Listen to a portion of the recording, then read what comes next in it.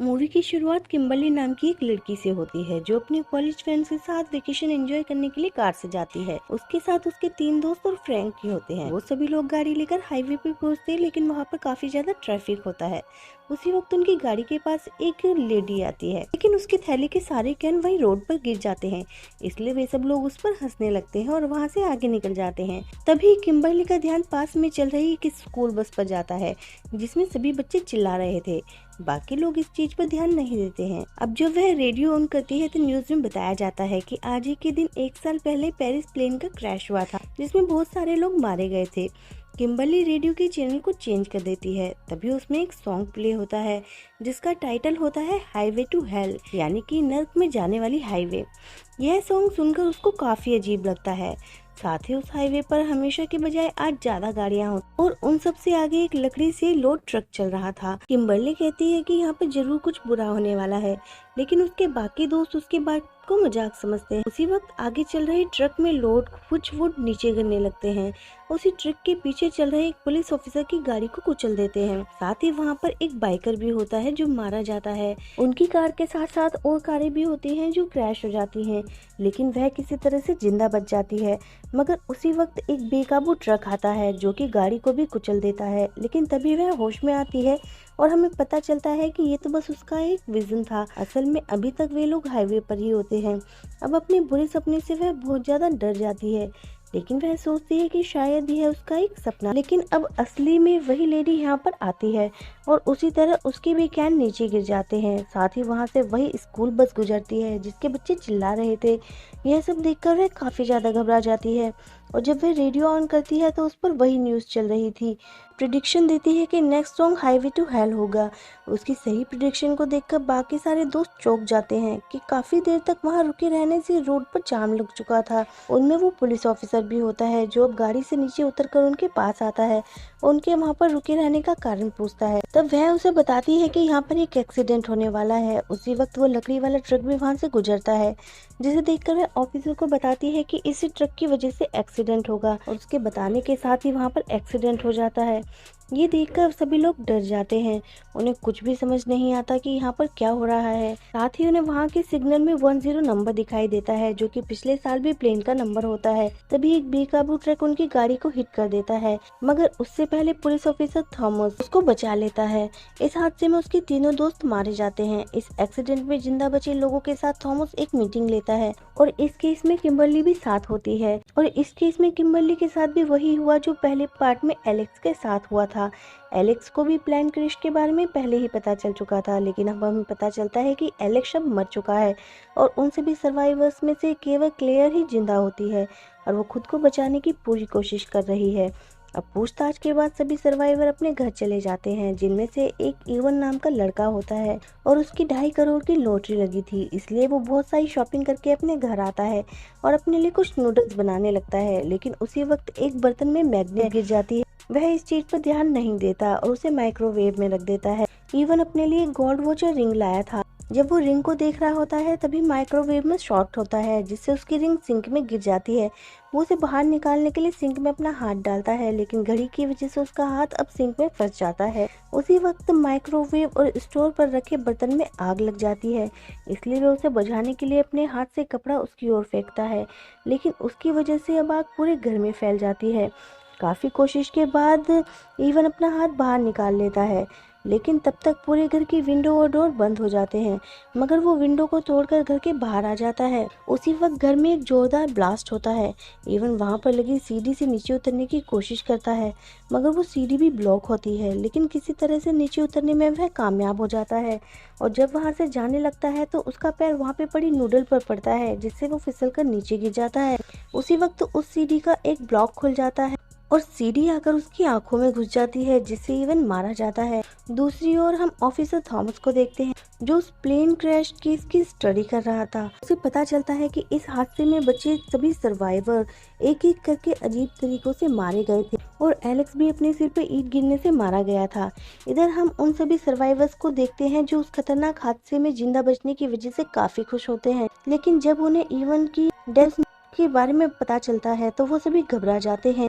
वहीं किम्बर्ली भी क्लेयर से मिलने जाती है, क्योंकि वो उससे बहुत सारे सवाल पूछना चाहती थी जो सभी प्लेन क्रैश की रिकॉर्डिंग थे। वो उसे बताती कि अगर तुम्हें अपनी मौत से बचना है तो तुम्हें आसपास के संकेतों पर ज्यादा ध्यान देना होगा, क्योंकि तुम्हारी डेथ आने से पहले वह तुम्हें संकेतों के माध्यम से अलर्ट कर देगी। तब वह उसे बताती है कि ये सभी डेथ मेरी इमेजिनेशन से उल्टी चल रही हैं, क्योंकि जिसको सबसे लास्ट में मरना था वो सबसे पहले मारा गया। क्लेयर को उसकी मदद करने के लिए कहती है, लेकिन क्लेयर कहती है कि मैं तुम्हारी कोई मदद नहीं कर सकती। इसलिए वह काफ़ी गुस्सा हो जाती है और अपने घर चली जाती है, जहाँ पर पहले से ऑफिसर थॉमस आया हुआ था। वो बताते हैं कि तुम्हें जो भी विजन आए थे वो बिल्कुल सही। उसी वक्त किम्बरली को विंडो के पीछे बहुत सारे कबूतर दिखाई देते हैं और ये डेथ के अगले विक्टिम का संकेत होता है। वह उसे रीड कर लेती है और उसे पता चलता है कि अगली डेथ उस माँ बेटे की होने वाली है जो उस वक्त हाईवे पर थे। इसलिए किम्बरली और ऑफिसर उन दोनों को ढूंढने के लिए निकल जाते हैं। वहीं पर उस वक्त वह अपने बेटे को लेकर डेंटिस्ट के पास गई हुई थी, जहां पर पास में ही कंस्ट्रक्शन का काम हो रहा था। इसलिए बहुत सारे कबूतर बार बार विंडो के साथ आकर टकरा रहे थे, जिससे डॉक्टर पूरी तरह से अपने काम पर ध्यान नहीं दे पा रहा था। उसी वक्त एक कबूतर विंडो तोड़कर रूम में आ जाता है, इसलिए डेंटिस्ट टीम को वहीं पर छोड़कर बाहर चला है। पीछे टीम का ऑक्सीजन टैंक खाली हो गया था, इसलिए वह सांस नहीं ले पा रहा था और बदकिस्मती से उसी वक्त उसके ऊपर लगा खिलौना उसके मुंह में गिर जाता है, जिससे उसकी पूरी सांसें रुकने लगती हैं। लेकिन तभी वहां पर एक नर्स आ जाती है जो उसको बचा लेती है। अब वो दोनों अपना चेकअप करके हॉस्पिटल से बाहर आते हैं तो उन्हें थॉमस और किम्बरले दिखाई देते हैं जो कबूतर का नाम ले रहे थे। यह सुनकर टीम वहां पर बैठे कबूतरों के पास चला जाता है, लेकिन तभी ऊपर लटका एक भारी ग्लास उसके ऊपर गिरता है और इस तरह दूसरा सर्वाइवर भी मारा जाता है। उसके बाद वो किम्बरली को उसके घर छोड़ने के लिए जाता है। तब उसे वहां पर क्लेयर मिलती है जो बाहर की दुनिया में घूमने लगी थी, क्योंकि उसने सोचा कि अंदर घुट घुट कर मरने के बजाय बाहर जाकर मरना बेहतर है। वो उन दोनों को एक सनकी आदमी के पास ले जाती है जो कि मौत को रोकने का सीक्रेट जानता था। वो क्लेयर को कहता है कि आप मौत को केवल चीट कर सकते हैं, उसे हमेशा के लिए कभी नहीं डाल सकते। लेकिन क्लेयर उससे काफ़ी रिक्वेस्ट करती है तो वो बताता है कि एक नई लाइफ किसी की मौत को रोक सकती है।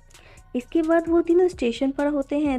तभी किम्बरली को विजन आता है कि एक लेडी वैन चलाते हुए पानी में डूब जाती है। तब उन्हें याद आता है कि उस हाईवे पर एक प्रेग्नेंट लेडी भी और वो वैन को चला रही थी। अब उन्हें समझ आ जाता है उस आदमी ने न्यू लाइफ के बारे में क्यों कहा। इसलिए वो तीनों डिसाइड करते हैं कि वो लोग किसी तरह उसके बच्चे को बचाएंगे। इसके लिए ऑफिसर थॉमस सभी पुलिस वालों को उसे ढूंढने के लिए लगा देता है। नेक्स्ट डे थॉमस बाकी सर्वाइवर्स को अपने घर बुलाता है। तब हम देखते हैं कि वहां पर लगी लिफ्ट ठीक से काम नहीं कर रही थी। मीटिंग में क्लेयर सभी को बता देती है कि डेथ का नेक्स्ट विक्टिम टीम की मॉम नोरा है, इसलिए उसे जिंदा रहने के लिए आसपास के संकेतों पर ध्यान देना होगा। मगर वह अपने बेटे की मौत से बहुत दुखी होती है, इसलिए वो उसकी बातों को ना मानते हुए वहां से चली जाती है, जिसके साथ एक और सर्वाइवर भी निकल जाता है। उसी वक्त थॉमस और बाकी सर्वाइवर को एक आदमी नजर आता है जिसके हाथ में बहुत सारे हुक होते हैं, जिसे देखकर वो सभी नोरा की डेथ के बारे में समझ जाते हैं। उधर नोरा और वो सर्वाइवर लिफ्ट में जाते हैं तो वहां पर हाथ में हुक लिए हुए एक आदमी होता है। ऑफिसर थॉमस नोरा को कॉल करके बताता है कि तुम्हें मारने के लिए एक हुक वाला आदमी आएगा। ये सुनकर वो काफी डर जाती है और उसका फोन नीचे गिर जाता है। जब वो उसे उठाने के लिए नीचे झुकती है तो उसके बाल में एक हुक फंस जाता है, जिससे नोरा और भी ज्यादा डर जाती है और वहां से जाने लगती है। लेकिन तभी लिफ्ट के आधे डोर बंद हो जाते हैं। बाकी लोग उसे बाहर निकालने की काफी कोशिश करते हैं, लेकिन तब तक उसका सिर कट जाता है।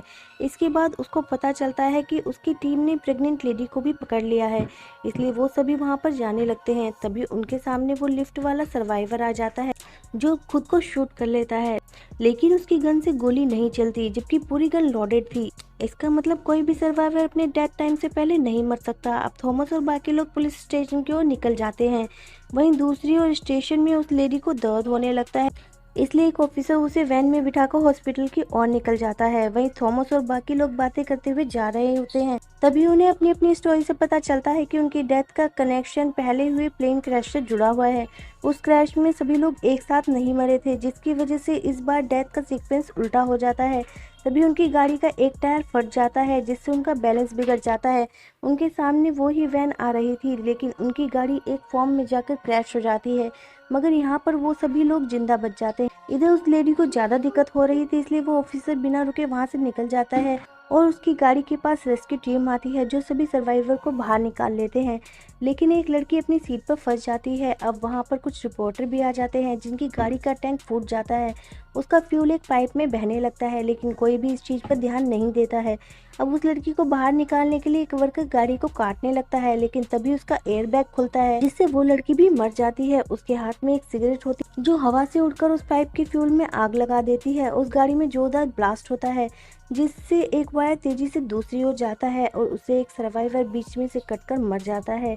इसके बाद लास्ट के 3 सर्वाइवर गाड़ी लेकर हॉस्पिटल की ओर निकल जाते हैं। उसी वक्त किम्बर्ली को फिर से विजन दिखाई देने लगते हैं, जिसमें उसे एक डॉक्टर उस लेडी को मारते हुए दिखाई देती है, इसलिए वो जल्दी से हॉस्पिटल पहुंचकर उसके पास चले जाते हैं। वहीं पर एक और सर्वाइवर एडमिट होता है, जो कि डेथ का नेक्स्ट विक्टिम होता है। अब उसके रूम में गैस रिलीज होने लगती है। इधर वह लेडी सफलतापूर्वक अपने बच्चे को जन्म दे देती है और वो इस बात से वे तीनों ज्यादा खुश हो जाते हैं, क्योंकि एक न्यू लाइफ आने से उन लोगों की जान बच जाएगी। उसी वक्त किम्बर्ली को फिर से विजन आता है, जिसमें उसे पता चलता है कि असल में एलिजिबल मरने ही वाली नहीं थी। इसका मतलब उनकी डेथ अभी तक टली नहीं है, इसलिए क्ले उस एडमिट सर्वाइवर को देखने के लिए जाती है और जैसे ही वह रूम के पास पहुंचती है, बहुत तेज धमाका हो जाता है, जिसमें क्लेयर और वो सर्वाइवर दोनों मारे जाते हैं। इस बात से किम्बर्ली समझ जाती है कि उसे बार बार विजन में जो मरते हुए दिख रहे थे वह कोई और नहीं बल्कि वो खुद ही थी। इसलिए वो उसी वैन को लेकर तालाब में छलांग लगा लेती है। थॉमस उसे बचाने की कोशिश करता है, लेकिन तब तक उसकी सांसें रुक जाती है। मगर अगले ही पल हम देखते हैं कि वह हॉस्पिटल में एडमिट है और उसके पास थॉमस और वो नर्स होती है जिसको उसने विजन में देखा था। अभी तक वह जिंदा होती है और उसे होश आ जाता है, जिससे वो दोनों काफी खुश होते हैं, क्योंकि यहाँ पर न्यू लाइफ का मतलब किसी की जान बचाने से था, इसलिए वो दोनों सेफ थे। अब स्टोरी में कुछ दिनों बाद का सीन देखते हैं, जहाँ पर थॉमस अपनी फैमिली के साथ खाना खा रहे थे। उन्हें पता चलता है कि उस एक्सीडेंट के वक्त एक सर्वाइवर ने उनके बच्चे की जान बचाई थी। इस बात से वो दोनों घबरा जाते हैं, क्योंकि अब डेथ का बैलेंस फिर से बिगड़ गया था। तभी वहाँ पर ब्लास्ट होता है और वो बच्चा भी मारा जाता है। इसी के साथ ये मूवी यहाँ पर एंड हो जाती है। तो दोस्तों, कैसी लगी आपको ये वीडियो हमें कमेंट करके जरूर बताएं। अगर आपको वीडियो पसंद आई हो तो वीडियो को लाइक करें, शेयर करें, चैनल को सब्सक्राइब करना बिल्कुल भी ना भूलें। धन्यवाद।